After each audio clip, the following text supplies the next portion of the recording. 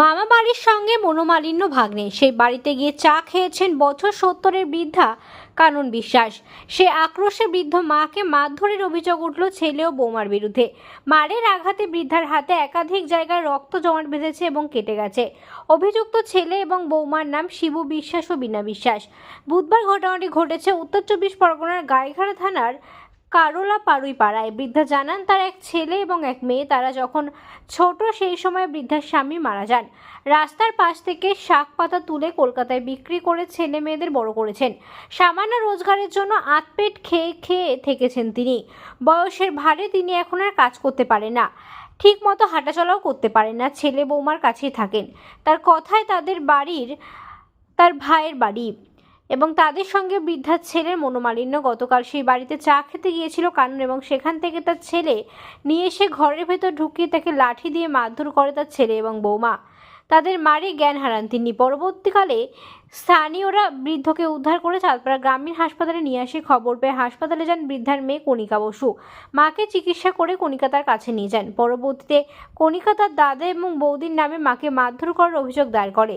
বৃদ্ধা কানন বিশ্বাস বলেন যে মা হয়ে আমি ছেলেকে শাস্তি হোক চাই, বলতে পারছি না ছেলেকে পুলিশ ধরে নিয়ে যাক, কিন্তু তার শাস্তি হওয়া দরকার। দাদা এবং বৌদির শাস্তি চেয়েছেন বৃদ্ধার মেয়ে কণিকা বসুও। পুলিশ সূত্রে খবর, অভিযোগ পেয়ে তদন্ত শুরু করা হয়েছে। আমি তো কি বলবো, আমি তো কিছু জানি না, যেহেতু আমি পাশে থাকি না। মানে আজ মারধর করার পরে যে আমার পাশের বাড়ি থেকে যারা নিয়ে আসছিল, ওরা আমাকে খবর দিল যে এরকম তোর মার এরকম মানে গন্ডগোল করেছে, এরকম মারিছে দাদা বৌদি। তারপরে আমি এসে হসপিটালে নিয়ে গেলাম। তারপরে ডাক্তার দেখলো, দেখে ওনারে যা জিজ্ঞাসা করা ওনাকেই জিজ্ঞাসা করলো যে কি করে হয়েছে, কিভাবে হলো। তা উনিই বলেছে যে আমার ছেলে বৌমা সকালবেলা মানে মারছে। বা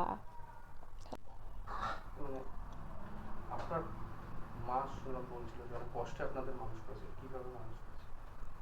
কলকাতায় যেত ফুল নিয়ে, ফুল বিক্রি করে অনেক কষ্ট করেই আমাদের মানে মানুষ করেছে। ছোটোবেলায় বাবা যখন মারা গেল,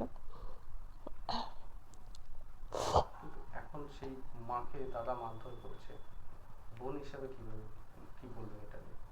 বোন হিসাবে তো চাই না যে এরকম অশান্তি করুক, চাই তো সবাই মিলেমিশে আর কি থাক। আপনি কি চাইছেন এখন দাদার? এখন আপনি তো থানায় অভিযোগ করেছেন। হ্যাঁ, অভিযোগ করেছি। মা যেহেতু এরকম করে অশান্তি মার সঙ্গে। এটা কি এই বুধবার শুধু এই দিনই করেছে না এর আগে করে এরকম হতো? আমি তো সঠিক জানি না। মা বলে মাঝে মাঝেই আমার সাথে এরকম গন্ডগোল করে। মারধর করতো? মারধর করতো না অবশ্য, সেরকম আমি কিছু দেখিনি। মা বলেছে যে আগেও আমার এরকম দুই একবার ধাক্কি দিয়েছে। আপনি শাস্তি চাইছেন দাদা? হ্যাঁ, আমি চাই যে যাতে একটু শাস্তি হোক, এরকম যেন ঘরে ঘরে না হয়। ওই তো বললাম না আগে, আমার বাড়ি বাড়ি গেলাম কারণ চা খাতে। তারা ডাকছে দিদি চা খেয়ে যা, খাই ওকে বাড়ি বাড়ি বাড়ি তো আমি যাই খাই, ওরাও যায় খায়। তা আজকে যে ইয়ে করবো তা তো আমি বুঝতে নেই, তাহলে আমি যেতামই না ওকে বাড়ি বাড়ি বাড়ি, তাহলে আমি যেতাম না। তো ওকে বাড়িতে এরকম পাশে এরকম চা খেয়ে আইসি, চা খেয়ে আসলে এরকম তুই বাড়ি গেলি কেন, এই তাই নিয়ে গন্ডগোল। কি দিয়ে মেরেছে? কী দিয়ে মারিছে তা আমি দেইতেই নেই, অত আমার খেয়াল নাই। কোথায় কোথায় মেরেছে? হ্যাঁ, কোথায় কোথায় মেরেছে? এই তো মারিছে, এই যে মারিয়ে মানে কেলা গেছে এবারে, এই যে বার হয়েছে, এই যে বার হয়েছে সব, এই যে বার হয়েছে, এই যে গাটা সারা গা ব্যথা করে? এই যে মারিছে সব।